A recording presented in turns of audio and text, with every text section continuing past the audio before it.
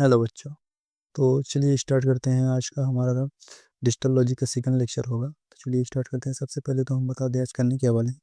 आज हम खाली क्वेश्चन प्रैक्टिस करेंगे प्रीवियस क्लास के रिगार्डिंग। चलिए आगे बढ़ते हैं। जैसे कि हम कल देखे थे टाइम इक्वल टू टीपीडी होता है। जैसे फ्रीक्वेंसी निकालते हैं तो ये इक्वल टू 1/t लिखते हैं। और जैसे कि हम टी इक्वल टू देखें टू टीपीडी, फ्रीक्वेंसी निकालेंगे तो उसमें लिखेंगे 1/2 टीपीडी।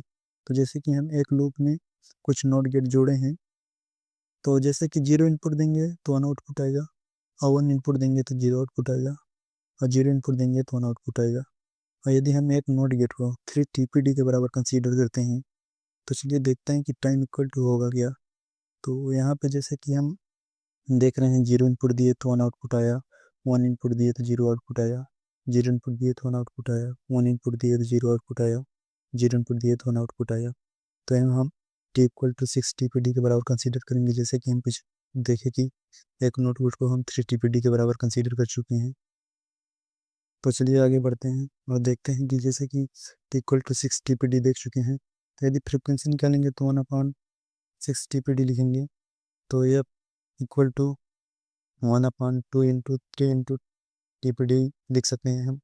और टी इक्वल टू हम निकालेंगे तो t into n into t TPD होगा, ये हमारा फार्मूला होगा। और जैसे फ्रीक्वेंसी निकालेंगे तो 1/2 इंटू एन इंटू टीपीडी के बराबर कंसिडर करेंगे। और इसमें एन हमारा होगा number of not gate in a loop. Loop में जितने नोट गेट जुड़े होंगे उसी को हम एन मानेंगे। और एन मतलब n number of not gate odd होने चाहिए, इवन नहीं होनी चाहिए। तो चलिए आगे बढ़ते हैं और देखते हैं। जैसे कि यहाँ n number of not gate in a loop में जुड़े हुए हैं, तो यदि एन इवन होगा तो फ्रीक्वेंसी 0 होगा, और एन ऑड होगा तो frequency 1/2 into n into TPD के बराबर हम कंसीडर करेंगे। तो चलिए आगे बढ़ते हुए देखते हैं कि आगे हम क्वेश्चन प्रैक्टिस करने वाले हैं। तो चलिए देखते हैं क्वेश्चन। तो क्वेश्चन प्रैक्टिस करने से पहले हम कुछ इम्पोर्टेंट वो देखने वाले देखते हैं। जैसे कि 1 किलोबाइट के बराबर हम लिखते हैं 2 की पावर 10 बिट्स, और 1 MB के बराबर हम लिखते हैं 2 की पावर 20 बिट्स, और 1 GB के बराबर लिखते हैं 2 की पावर 30 बिट्स। और 1 किलो हर्ट्ज बराबर होता है 10 की पावर 3 हर्ट्ज, और 1 मेगा हर्ट्ज के बराबर होता है 10 की पावर 6 हर्ट्ज, और 1 हर्ट्ज के बराबर होता है 1 गीगा हर्ट्ज के बराबर होता है 10 की पावर 9 हर्ट्ज। तो चलिए आगे देखते हैं, क्वेश्चन सॉल्व करते हैं। तो एक ही क्वेश्चन देखते हैं। क्वेश्चन है if all the not gate are identical and having TPD equal to 2 microsecond, then find the frequency of generated wave how by। तो यहाँ पे नॉट गेट देखते हैं कि 5 नॉट गेट जुड़ा है इन अ लूप, हम बाई निकालते हैं। चलिए हम सॉल्व करते हैं क्वेश्चन। जैसे देखें हम फ्रीक्वेंसी निकाल रहे हैं, तो फ्रीक्वेंसी इक्वल टू होता है 1/2 इंटू एन इंटू टीपीडी, और एन हमारा 5 दिया हुआ है। जैसे कि 5 नॉट गेट है तो एन इक्वल टू 5 होगा। तो फ्रीक्वेंसी निकालेंगे तो आप इक्वल टू लिखेंगे 1/2 इंटू 5 इंटू 2 इंटू, और जो टीपीडी है तो हमारा दिया हुआ है 2 माइक्रो सेकेंड। तो माइक्रो सेकेंड को हम लिखते हैं 10 की पावर -6 सेकेंड। तो यहाँ पे लिखेंगे एफ इक्वल टू 10 की पावर 6, ये ऊपर चला गया, और अपॉन 20 होगा हर्टेज। जैसे कि 1/सेकेंड बराबर हर्टेज होता है, और 10 की पावर -6 बराबर एनएस होता है।